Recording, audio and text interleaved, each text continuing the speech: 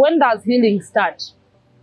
In today's segment with the UNCAVE, we are going to talk about when does healing start? What are the emotional stages of healing? But before we dive into the show, let me remind you about Maltech Business School, located at Sir Apollo Kagwa Road. Do you want to have professional course? Do you want to upgrade on your education?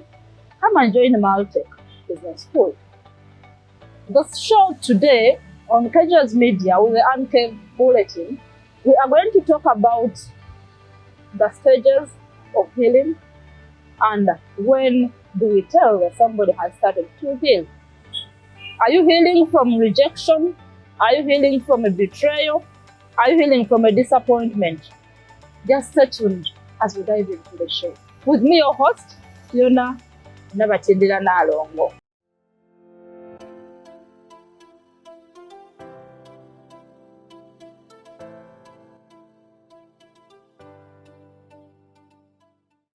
When does healing start? This is the topic we're going to discuss today. Healing starts when you start accepting and processing the pain. Unlike ignoring it, running away from it, or escaping from it. You cannot heal when you have not identified what you're healing from. Yeah, it can be a betrayal, it can be a breakup, it can be a disappointment, it can be anything. Everyone has ever been into a healing time. Everyone has ever been hurt. Whatsoever issue that hurt you, some of you or us healed, some have not yet healed. So today we are going to give a certain way of how you can get yourself to heal, how you can approach your healing process, how you can move on regardless of being hurt. Because at the end of the day, it's not the end of you. It's not the end of the day. All right? Healing, many people, when we go through a breakup, there are emotional stages that we go through. There are emotions that are hard. There are emotions that are hard to recover. There are emotions that actually put us into depression, into anxiety, into stress, and we fail to recover to our real selves, to who we are. Yeah? So what are those emotional stages that really indicate that we need to start the healing process? Number one, there's what we call shock and numbness. Shock, it means like someone is still confused on what has happened. Someone who cannot believe what has happened. Yeah?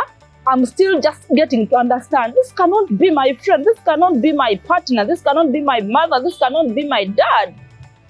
This cannot be a family member that we have grown together. I'm still in shock of what has happened. This is normal. This is very okay to have a shock on what has happened. And when you're in a shock and you feel you cannot sleep, you feel uncomfortable, you feel confused, you feel you cannot actually digest in what has just happened. It's okay. Let that stage be. Let that emotion also come in, and then you live with it for a certain time. All right? And then when this stage happens and you're still in shock, then you're confused, you cannot believe, you're going to push yourself to a denial stage. A denial stage is a stage where someone could have accepted that, yeah, but because we feel we want to keep it, maybe it's me who misinterpreted it. Maybe they will come back. Maybe it's me who thinks too much about it. Maybe I miscalculated things. Maybe I could have listened to the other person. Denial. Denial, in Uganda we may call it like okwegumya. You try, something is hurting, something has happened, something has shocked you actually, and then you begin, maybe it's me who overreacted. Mind you, this stage of denial, this emotional stage, is a temporary relief of pain. It's a temporary, actually, denial is a defense mechanism. It's a temporary defense mechanism. Trying to think things are going to move your own way. But when you know very well that's not going to happen, things can no longer get back the way they are. The way they were, not they are, the way they were. Things can never turn back. You are betrayed, you are betrayed. You are disappointed, it is done. You are disappointed. So the denial can push you to being yourself. Actually, you can even reach an extent of apologizing you yourself because you're in denial. And if that person who has caused the heart feeling the way it feels, or someone who has damaged your emotions, comes in and speaks to you in a positive way, you will give a listening ear, and then they will hurt you more. They will dig into that wound properly. And when you fail to accept that you are in denial, then there's a problem. This is why we're going to push to another stage called the emotional pain stage. The emotional pain stage, on this stage, the wound is clearly getting to hurt the more. You're now feeling, because in the denial, you kept thinking things will turn the way they were. But now, they have not turned the way they were. So emotional pain stage is coming in. And in this stage, this is where someone is going to develop the depression because they feel what they thought could get back has failed. They get stress, they overthink, they get anxiety. Everyone who tries to do something similar, even if their intent is not to hurt them, the person is going to think this person is trying to do the same as the other person I met before. Then you may have this emotional kind of stage. You may be in this pain stage where the wound is actually starting to bring pus out. You are getting the pus out of your wound. In this stage, the emotions are stronger, affected, where sometimes people act crying too much.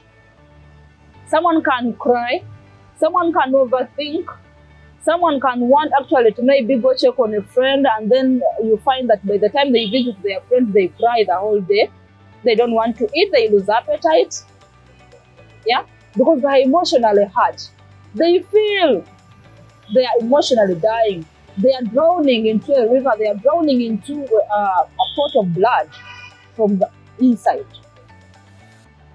Then when somebody goes through this stage of emotional pain and they accept that, yes, I am crying today, but I can stand back. I am crying, I am not eating because I'm disappointed, because I'm hurt, because I'm betrayed. Then this person has to go for the fourth stage, which is the acceptance. In the acceptance stage, what are we looking at in this stage? This is when you get to accept, yes, I am hurt. You acknowledge actually, yes, I am hurt. Yes, I'm in pain. I had pain. Yes, I was betrayed. But what is next? How do I move on? How am I going to keep myself happy again? How do I get back to stand as me and then make my life better, regardless of the past that happened, regardless of something that has been hurting me on the emotional stage? Acceptance does not mean that the pain has completely gone away. No. It's a stage that someone gets to stand back again and realize who they are or what they can do for themselves. They move forward. When you accept that you cannot change the happening, when you accept that you cannot do anything to stop the betrayal, to stop the disappointment, to stop anyone from doing what they could have done that hurt you, then you stand chances of healing. You cannot heal when you have not accepted what you're healing from. You cannot be open to therapy. You cannot be open to anyone to support you if you've not accepted what you want to be healed on or with. Are we together on this? And when it comes to the acceptance stage, what we are going to actually look at, the emotional wound is actually starting to understand that I need to be better. I need to stand again. The other crying of stage 3 does not come back in the acceptance. Why? Because I'm standing firm to become who I am. Then, when you start to rebuilding yourself on this stage, someone will see you and will say, how is she back so fast? How has she healed so fast on this? But if you keep crying, you keep losing your appetite, you keep being stressed, you keep being down on everything, and then you expect that the other people that hurt you are feeling the same way you're feeling, I don't think it's working that way. Someone may hurt you and they move on. Actually, they move on the same minute that they have done what they have done. Their life will still move the way it was planned. Are you getting it? Betrayal is not only in relationships. A breakup is not only in relationships. We have seen families that are broken up completely and serious breakups, but when they are families. So in that breakup, there are people who are going to be hurt most. And those people who are hurt most will need healing. Either through therapy, either through emotional support, either through being listened to, and then maybe given a counseling session. Yeah? So, when someone has gone through these 4 stages of healing, these 4 emotional stages of healing, how do we tell that the person has started healing? The person who has gone through these 4 stages, yeah? There is also a biblical way that someone can heal. There is a biblical way of healing. So if someone has used the biblical way of healing, that is also very fine. We shall also maybe have a discussion on the biblical healing process. That is also okay. We shall organize and then have that talked about as well. But in this segment for today, we are only talking about general healing process. How do we tell that someone has started healing? Yeah? Someone starts talking about their emotional feelings when they are not affected by them. Someone speaks on a breakup that happened when they're actually smiling about it. When someone is happy about what happened, that's when actually you get to realize that it was a good move. It was better to be done that way. I wish it had even happened earlier. Because you've healed out of it. You've even seen the good of why that relationship ended. You've even seen why you had to break up with that family a long time ago. You've seen why you did have to do business with your friend, with your colleague. You get to see a lot of advantages, a lot of good opportunities that are coming in for you when you are standing alone after you've healed. Someone can come into therapy. It can be through religious leaders, it can be through a counselor, it can be through a psychologist, it can be through a therapist. Yeah? And then someone learns to manage emotions. This person who has hurt, who has been hurt and has gone through the stages that we've just discussed, you make a statement thinking that they are going to react back on you, and then someone doesn't react. Then you can come up and ask someone and say, hey, Fiona, how come you'd never reacted on this? And then someone responds to you, why should I react? But I know this is something that used to trigger you. Someone will respond, not anymore. I am better with it. I am so comfortable feeling fresh. I don't need to remember that. You don't need to remind me. Because that wound that you trying to pinch in does no longer hurt. That is the 3rd stage, which we call the emotional pain stage. The wound gets pained inside and it produces pus. The moment that pus dries out and the wound dries as well, there's no healing on that wound. Just look at a wound that is in any part of your body. The moment it is dry and the pus and the whatever, the sweetness that comes around it is done, the wound has healed. It doesn't appear anywhere. It has healed. That's the same thing with emotions that happen with the healing when we are hurt or betrayed or disappointed. All right? And then someone starts caring for themselves. Because in stage 4, we have said accepting. When you accept, you start taking care of yourself. Why? The happened cannot be changed. It happened. All right? So you have to move on in a positive way to avoid being hurt again, especially if you're hurt on mistakes that we do in relationships or mistakes that we do when you look at why we broke up, it is about me. I start to look into myself, I assess myself, and then I clean up my own.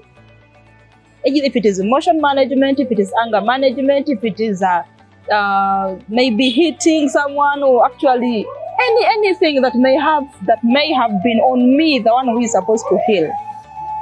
If I'm the cause, I'm the one who caused the betrayal, the breakup, the whatever, I assess myself and then clean up.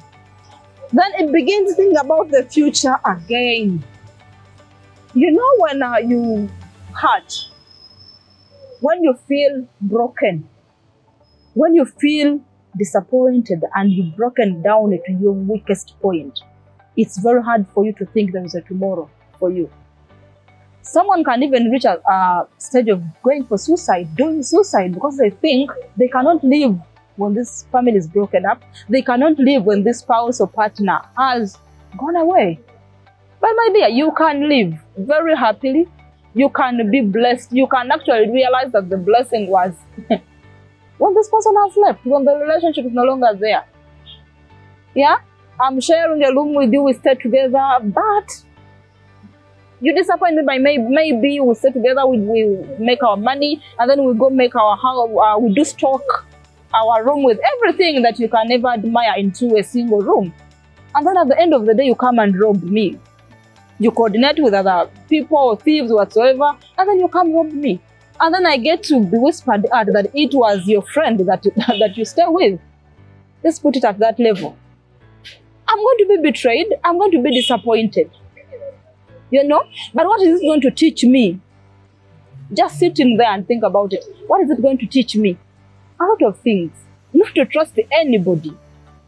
Trust is okay. Let's don't get into that topic too much. But you're going to look into yourself on what you think is not right. That little betrayal, that small thing you're seeing, you're disappointed, you're betrayed. It's not a breakup, but it is a disappointment from your friend.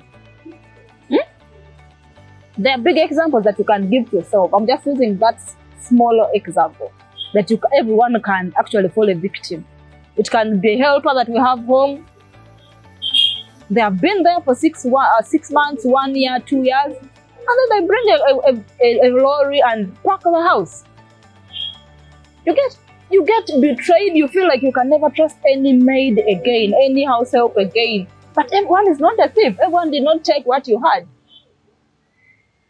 Yeah? So working everything again, you may think, what if I want to bring another man about my things and they also carry ABCD? Are you getting it? But not everyone is going to do what the other person did. You get to live life again.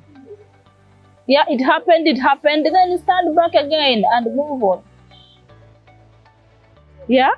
And then we are going to also look at this person having a healthier coping skill.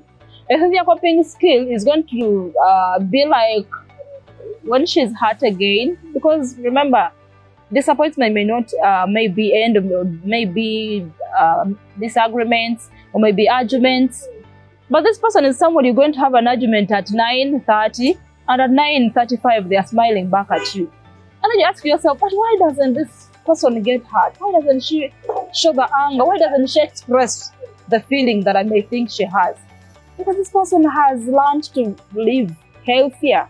This person cried enough. This person was stressed already. This person got through depression. This person is a healing person. The person has already gone off that stage where you think they're going to cry too much, they are going to be sad every day, they're going to look like they're going through something. This person has healed. That doesn't matter anymore. So give them happiness if you think you are capable of doing it. Because whatever you're doing, they don't care. Tebibalya balumwa dda ne bawona. Tekitegeeza nti kyokola tekiruma naye tekikyamulya lwaki, because yalumwa dda. Takyali mu cave eyo, ali already uncaved. Takyalimu eyo empuku y'okukaaba ennyo okulumwa. Oba mukitegeera nti omukola ekintu n'otambula naawe n'ogenda n'akulaga nti genda ku A nange ngende ku B. Ekyeyetonda namutagamba nakusigala ngalyakoowa. Baamulumyalumya dda. N'ahiringa n'addamu ne yeezimba buto. Kati ate naawe oyagala okolenga ebyaluli olowooze nti onoddamu omunyiga ekiwundu nga kyakala dda amasira. Tekikyasobola kukola ki? Kuleeta bulumi obwo. Oyo omuntu aba yahiiringa. Tuli kulaba ensonga otegeerera ku ki nti omuntu yawona kye yayitamu. These are the stages that can tell that someone needs to heal. These are the issues. These are the only symptoms that you can tell this person healed. And then why should someone see a therapist if they are hurt, if they are rejected, if they are going through a hardship, a betrayal, a breakup? Yeah, why should someone see a therapist? Why is it important for someone to see a therapist? Why should someone see a therapist? This is something that we can discuss together. Number one, emotional support. If somebody has reached the fourth stage to accept, that's when they realize, yeah, I think I need someone to help me on how to get back to be myself. I need support. The emotions that were the other time affected in stage 3 are now no longer felt. So I need to know how I can bring back my real self, the happy me, the healthier me, the smiling me, the one who dreams, the one who thinks beyond, the one who can have an idea and then implement it. Yeah? Because my emotions need to be supported in an optimistic way. Alright? Because remember in the therapy, when you're dealing with emotional support, there is no judgment, there is no belittling. It's an open discussion. When you're dealing with someone who is suffering or someone who has been affected before emotionally, that's a big discussion. It's a wrong process that you're going to go through. It's a therapy that you're going to give to this person. So they feel better because the acceptance is in now. And then number 2 is the self-expression of feelings. You know, when you just actually, when you healed, when you're ready to talk about what happened, there was this too much flow of words. You rap and someone was just listening to you, you rap, and then you even ask a person, are you hearing what I'm saying? Someone says, yeah. Someone keeps nodding their head and you're like, I think I've talked too much. But when you're still healing, in the other stage, you couldn't actually talk 3-4 sentences before you tear up. You speak 1 word, 2, 3, then you remember, but Jenny, that couldn't have happened. You tear, you cry out. Then they start touching on your shoulder, it's okay, you will be okay. But people are saying you will be okay. They have not gone through what you're going through. They're just there to keep you. But when you get to your bed alone, you go to the stage 3, you cry. You cry and the whole pillow gets full of tears. Or you get even a hanky. Actually, you even move from a hanky to a shower. Or you get a whatever, scarf or something because you're tearing up.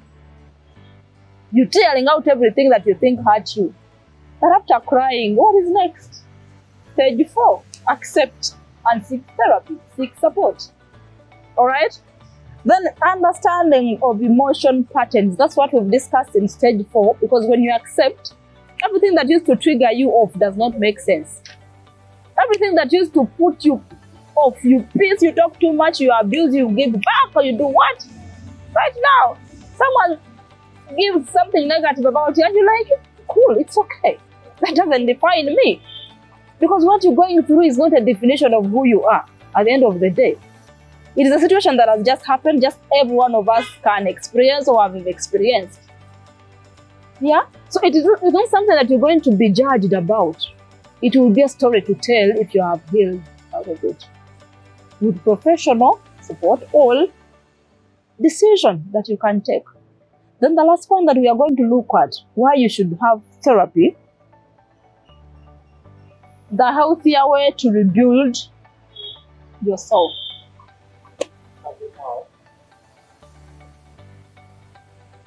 It is one of the things that is going to help you to build a healthier way of yourself.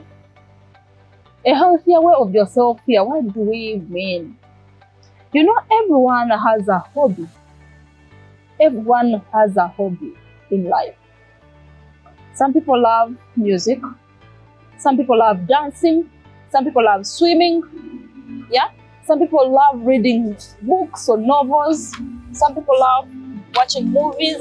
There's something that gives you happiness. There's something that keeps you happy. There's something that makes you feel you. Yeah?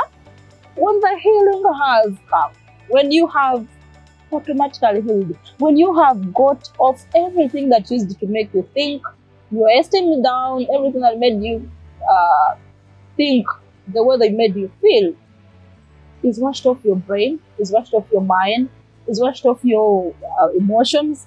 Like, you're free to being healthy. You get to grow big cheeks and people wonder how you recovered quickly.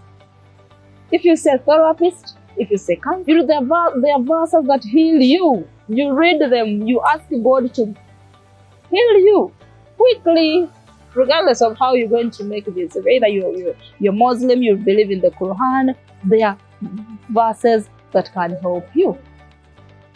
You know, we have now phones, we can go ahead and search which verses can help you on healing biblically, either put in the Quran or the Bible that some people do use. It's very okay, it's very comfortable. If you decide to say therapy, Pages Media, we are able to support you. The UNCAVE, we are here to give you the support of the therapy that you may need. Thank you for watching. The next time, we are going to talk about how to remain yourself as a wife and as a mother. Do you need to forget who you are? You need to bury your dreams, your goals, because you're a mother.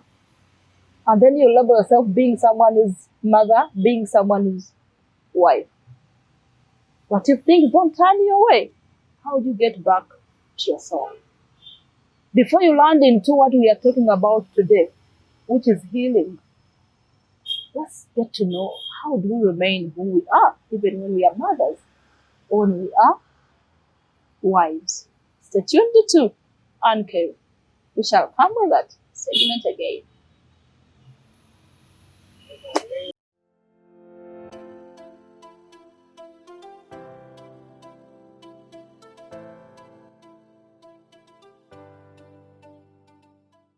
Do you want to gain new employable skills? Come enroll for postgraduate diplomas, bachelor's degrees, professional accountancy diplomas, and higher educational certificates. Apply now. Multitech Business School. We are located at Sapolo Kagwa Road, Kampala Campus, Kachiri Campus, and Hoima Campus. Multitech Business School, enabling excellence.